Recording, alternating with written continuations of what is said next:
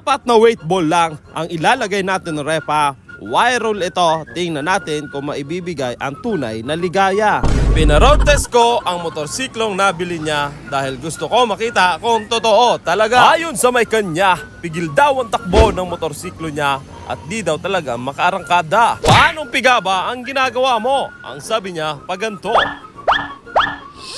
Nang ating i-double check ang kanyang shib, napansin natin na uneven na ang surface nito.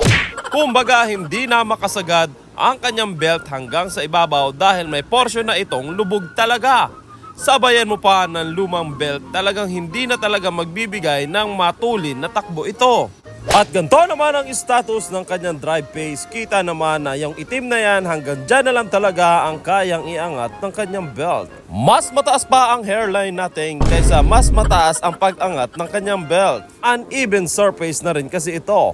Bukod pa dyan, tingnan nyo na lang ang butas na yan na wala na yung ngipin ng kanyang drive pace. Isa rin yan sa mga tumutulong kung bakit nagkakaroon dyan ng tunog na langit-ngit ng papag na mura sa sarap. Dahil mabait tayo, may naisip akong isang magandang solusyon. Ito ang pinakamagandang solusyon na naisip natin. Bentahan natin siya ng bagong pyesa para may benta naman tayo, repa. Sinisingil na kasi tayo ng renta at kailangan na talaga natin kumita. Para makatulong naman tayo sa kanya, hindi na natin kakabit ang kanyang luma dahil pinalitan na natin yan ng luma pa rin pero maayos naman. Wala medyo tight budget na talaga ang may kanya. Pero at least, ang ipapalit natin ay maayos-ayos naman na pulley. Hindi rin pantay ang pudpod ng kanyang clutch lining dahil tingin ko ang kanyang bell ay oblong na rin. Ito ang kanyang clutch bell. Pansinin nyo, may mga portion na puti, may portion na itim. Ibig sabihin, yung portion na kulay itim, hindi sinasayaran yan ng kanyang lining. Possible ito na oblong na rin. Para malaman mo kung oblong na ang bell mo, ganito ang gawin mo. Ayan, ikutin mo lang, then tingnan mo yung gedli, nag-wiggle-wiggle, kaya nagkulay ubi na ang kanyang clutch bell.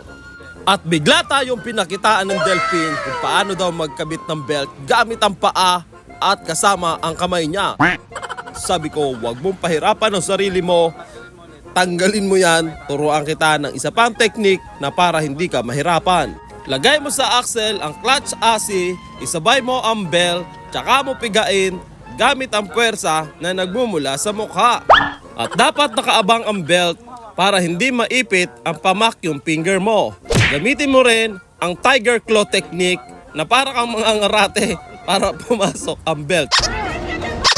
Tapos ganito ang gagawin natin, repa, yung wire rule na weight ball ang gagawin natin. 2 sa ilalim at 2 sa itaas. Ang gagawin natin, sundan nyo na lang. 2 magkadikit sa ilalim, dapat pareho ang timbang ng iyong weight ball. Kung 10, 10 lahat. Kung 11, 11 lahat. And then yung 2 sa taas, magkahiwalay ng shelf. Tapos takpan mo na and then isalya mo na sa motorsiklo mo. Pagkatapos mong isalya, syempre, i-testing mo. 3 pigang tig kakalahati, tsaka mo i-full blast, makakaramdam ka dito na parang dekambyo na ang iyong motorsiklo. Well, ang nakakaalam na ito ay yung mga dati na may scooter, lalo-lalo na yung mga 2-stroke. Tapos kabit mo na yung tournicles and then impact mo ng bahagya, wag mong puruhan. Pinaroad test na natin ang 4 na weight ball. Nagminor na takot. Abangan natin kung naibigay ba yung tunay na ligaya. Ayun siya. Ayun. Tingnan natin kung naka-smile. Ano naibigay? Iba yung auto niya, iba yung sa bilis niya. Iba yung bilis. Ang bilis na pero yung auto niya nasa... Mabagal pa rin. Naibigay, alright ba? Alright. Alright.